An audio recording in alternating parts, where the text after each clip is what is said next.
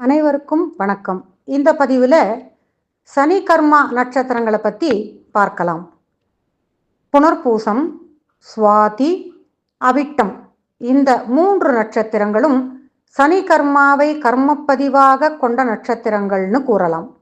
இந்த 3 நட்சத்திரங்களும் வெவ்வேறு கிரகத்திற்கு சொந்தமான நட்சத்திரம்.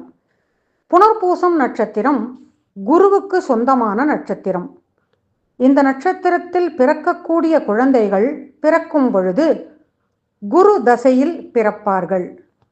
சுவாதி நட்சத்திரம் இந்த நட்சத்திரம் ராகுவுக்கு சொந்தமான நட்சத்திரம். இந்த நட்சத்திரத்தில் பிறக்கக்கூடிய குழந்தைகள் பிறக்கும் பொழுது ராகு தசையில் பிறப்பார்கள். அவிட்டம் நட்சத்திரம் இந்த நட்சத்திரம் செவ்வாய்க்கு சொந்தமான நட்சத்திரம்.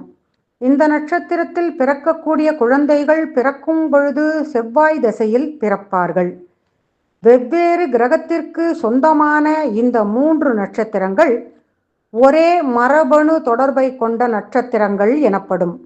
இந்த 3 நட்சத்திரத்தில் ஏதோ ஒரு நட்சத்திரத்தில் குழந்தை பிறக்கும் பொழுது அந்த குடும்பத்தில் அதற்கு முன்னரே தாய் வழியிலோ தந்தை வழியிலோ மற்ற 2 நட்சத்திரத்தில் குழந்தைகள் பிறந்திருப்பார்கள் என்பதுதான் உண்மை.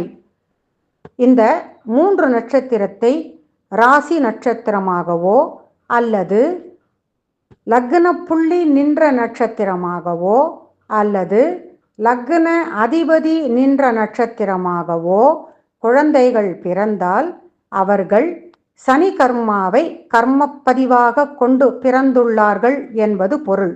அத்தோடு லக்ன அதிபதி 6ஆம் பாவத்திலோ 6ஆம் பாவ அதிபதி லக்னத்திலோ அமர்ந்திருந்தால் அவர்களும் சனி கர்மாவை கர்மப்பதிவாக கொண்டு பிறந்துள்ளார்கள் என்பதுதான் பொருள். நன்றி, வணக்கம்.